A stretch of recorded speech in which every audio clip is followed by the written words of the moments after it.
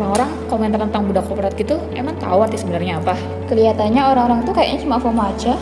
Ah, cuma FOMO doang. Berarti mereka nggak tahu dong arti korporat itu apa? Iya, mereka kayaknya cuma tahu sekedar orang yang kerja di kantoran. Gimana kalau kita jelasin aja? Boleh. Halo, aku Isna Astuti. Aku Vira Dwi Nazarina.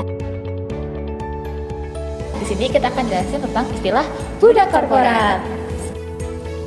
Istilah budak korporat seringkali muncul khususnya di kalangan generasi milenial dan Gen Z yang menggambarkan kondisi kerja yang melelahkan dari pagi pulang malam, rapat tanpa henti, hingga lembur jadi makanan sehari-hari.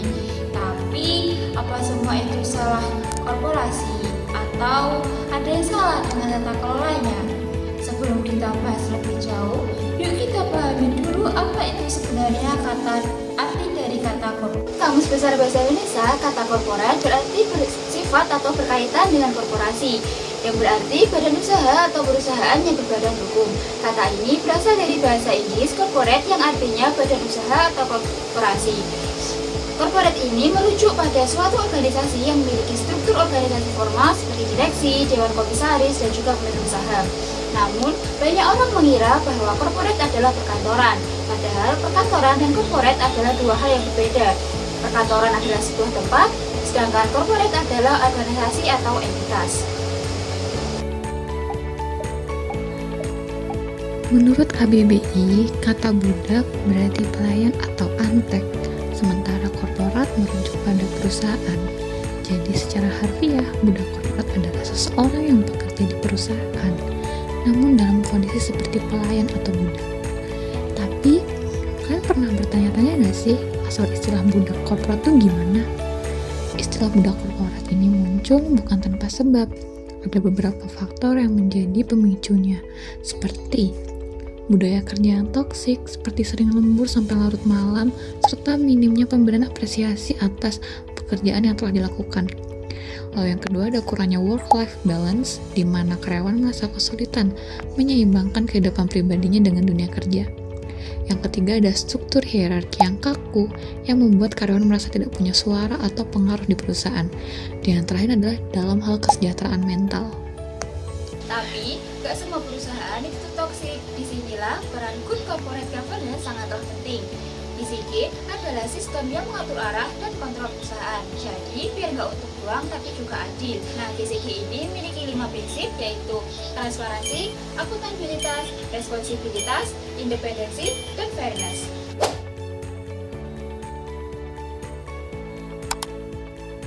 Yang pertama, transparansi. Transparansi yaitu menyediakan informasi yang jelas, akurat, dan mudah dipahami kepada semua pemangku kepentingan. Yang kedua, akuntabilitas. Akuntabilitas yaitu bertanggung jawab atas keputusan dan tindakan perusahaan, baik kepada pemegang saham maupun pihak terkait lainnya. Ketiga, responsibilitas. Responsibilitas yaitu patuh dalam hukum dan etika. Yang keempat, independensi. Independensi yaitu kemampuan perusahaan untuk bergerak sendiri dan tidak mudah dicampuri oleh pihak lain. Yang kelima, fairness. Fairness yaitu memastikan perlakuan yang adil terhadap semua pemangku kepentingan tanpa adanya diskriminasi atau perlakuan yang tidak adil. Jika 5 prinsip itu tadi dijalankan, suasana kerja bakal lebih sehat. Tapi, apa betul prinsip ini selalu diterapkan? Untuk mengetahuinya, yuk kita bedah beberapa penelitian dan juga artikel yang relevan terkait Good Corporate Governance atau GCG.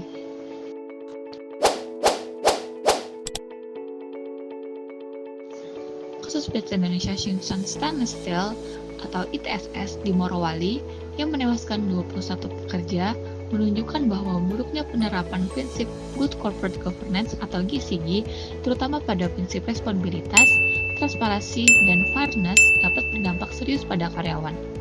Ledakan tubuh smelter yang menewaskan 21 pekerja pada Desember 2023 mengungkap kelalaian perusahaan dalam menjalankan tanggung jawabnya terhadap keselamatan kerja.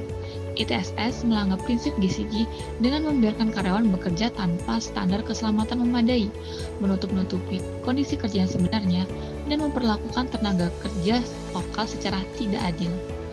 Karyawan tidak hanya bekerja dalam kondisi berbahaya, tetapi juga tanpa perlindungan yang layak. Suara mereka dibungkam, dan hak-hak dasar diabaikan. Kasus ini membuktikan bahwa GCG yang buruk bukan hanya soal reputasi perusahaan, tetapi langsung mengancam kesejahteraan, keselamatan, bahkan nyawa para pekerja. Hal inilah juga bisa menjadi penyebab munculnya istilah budak pada dunia kerja sekarang, karena karyawan dianggap hanya sebagai buruh atau budak yang tidak terlalu diperhatikan kesejahteraannya.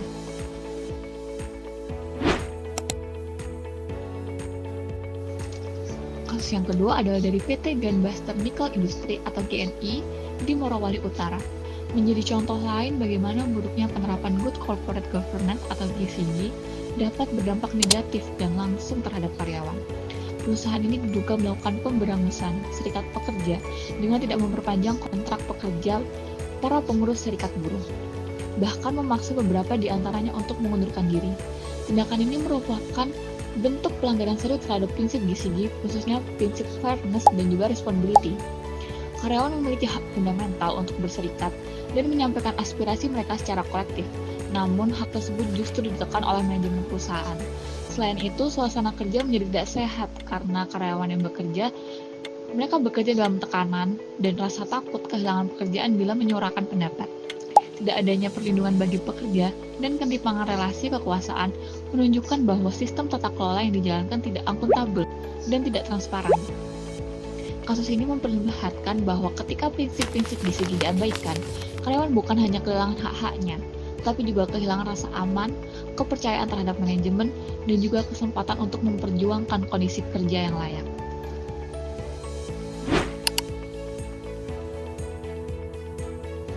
Yang ketiga adalah penelitian di kantor pos Medan dengan judul Pengaruh Good Corporate Governance terhadap semangat kerja karyawan oleh Atta Ezra Melisa Manurung dan Marlon Sihombing menunjukkan bahwa perusahaan tersebut telah menerapkan prinsip-prinsip Good Corporate Governance dengan cukup baik. Dan penerapan tersebut memberikan dampak positif terhadap kesejahteraan karyawan, terutama dalam bentuk peningkatan semangat kerja. GCG di kantor pos Medan tercermin melalui penerapan prinsip akuntabilitas, responsibilitas, dan independensi yang kuat.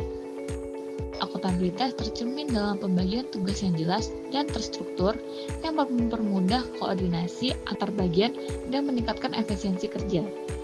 Tanggung jawab perusahaan terhadap kewajiban sosial seperti pembayaran pajak tepat waktu, jaminan kesehatan dan keselamatan kerja, serta hubungan harmonis dengan masyarakat sekitar menunjukkan bahwa perusahaan tidak hanya fokus pada profit, tetapi juga pada kesejahteraan karyawan dan lingkungan. Kemandirian perusahaan dalam mengelola operasional tanpa tekanan dari pihak luar juga memperkuat integritas dan profesionalisme internal. Hasil penelitian menunjukkan bahwa GCG memberikan pengaruh positif dan signifikan terhadap semangat kerja karyawan dengan kontribusi sebesar 18,6% terhadap variabel semangat kerja. Hal ini menandakan bahwa tata kelola perusahaan yang baik turut menciptakan suasana kerja yang lebih sehat, aman, dan kondusif yang pada akhirnya berdampak pada peningkatan kesejahteraan psikologis dan profesional karyawan. Karyawan yang merasa dihargai, diperlakukan adil, dan memiliki kejelasan peran dalam organisasi akan bekerja dengan motivasi yang tinggi, disiplin, dan loyal terhadap perusahaan. Namun, penelitian ini juga mencatat bahwa penerapan prinsip transparansi dan fairness masih kurang optimal. Misalnya, informasi mengenai keputusan manajerial, hasil rapat, dan pengelolaan gaji belum sepenuhnya terbuka kepada seluruh karyawan. Hal ini dapat menciptakan ketidakpuasan dan menurunkan semangat kerja jika tidak segera diperbaiki. Meski demikian, secara keseluruhan, hasil penelitian ini menegaskan bahwa kantor pos Medan telah berada di jalur yang benar dalam mengimplementasikan GCG dan upaya tersebut terbukti mampu memberikan manfaat bagi karyawan.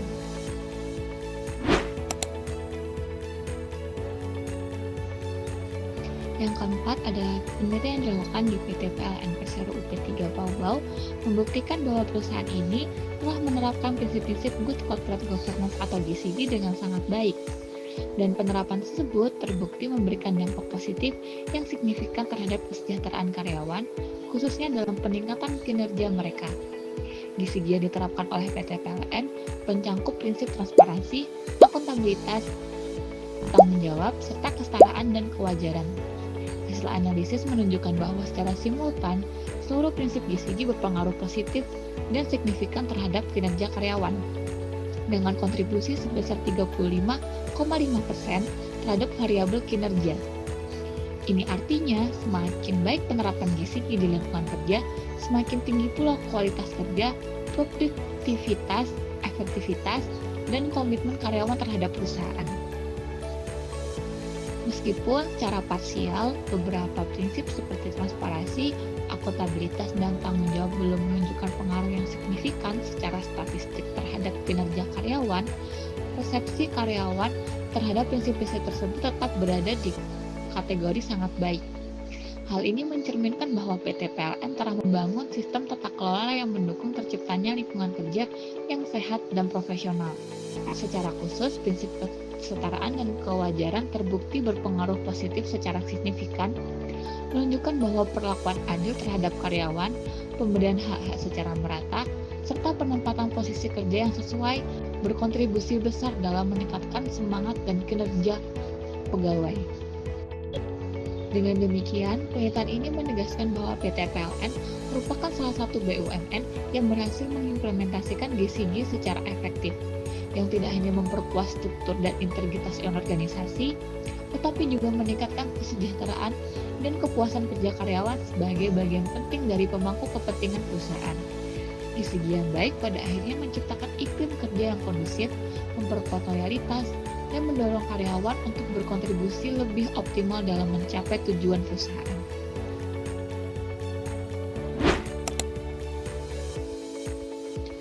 Yang terakhir adalah penelitian yang dilakukan di PT BPR Prisma Dana Manado membuktikan bahwa perusahaan ini telah berhasil menciptakan lingkungan kerja yang kondusif melalui penerapan prinsip-prinsip Good Corporate Governance atau GCG secara tidak langsung, yang berdampak signifikan terhadap kesejahteraan karyawan melalui peningkatan kepuasan kerja dan kinerja.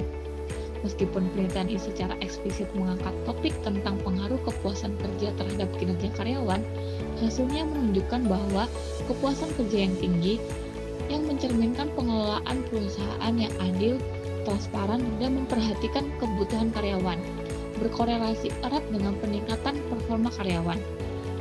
Hal ini terlihat dari nilai korelasi sebesar 0,986 atau 97,21% yang menunjukkan hubungan yang sangat kuat dan positif antara kepuasan kerja atau sebagai refleksi penerapan GCG dengan kinerja karyawan. Kepuasan kerja dalam penelitian ini mencakup faktor-faktor seperti keadilan dalam sistem upah, lingkungan kerja yang nyaman, komunikasi yang baik antara pimpinan dan karyawan, serta tersedianya intensif dan pengembangan karir. Semua ini merupakan implementasi prinsip-prinsip dasar GCG seperti fairness, accountability, dan transparansi. Ketika prinsip-prinsip tersebut dijalankan dengan baik, karyawan merasa dihargai, termotivasi, dan terdorong untuk bekerja secara optimal. Dengan demikian, penelitian ini secara kuat menunjukkan bahwa PT BPR Prisma Dana Manado telah menerapkan prinsip-prinsip GCG secara efektif, dan hal itu berdampak nyata dalam meningkatkan kesejahteraan karyawan melalui terciptanya kepuasan kerja dan peningkatan kerja yang optimal. Dari semua penelitian tersebut, dapat ditarik kesimpulan bahwa Good Corporate Governance memang memiliki dampak nyata terhadap semangat kerja dan kinerja karyawan. Namun, pengaruhnya akan lebih optimal jika diterapkan secara konsisten dan disertai dengan komponen manajemen lainnya seperti gaya kerja yang sehat, sistem kompensasi yang adil, kepemimpinan yang suportif, penghargaan, dan pengakuan terhadap karyawan.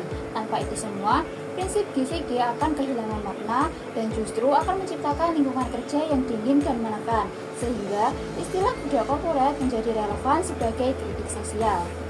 Jadi itulah arti dari istilah budak korporat dan juga bagaimana munculnya istilah budak korporat tersebut, dan juga beberapa penelitian yang menunjukkan bahwa corporate governance itu berpengaruh pada karyawan. Terima kasih sudah menonton video kita. Bye-bye.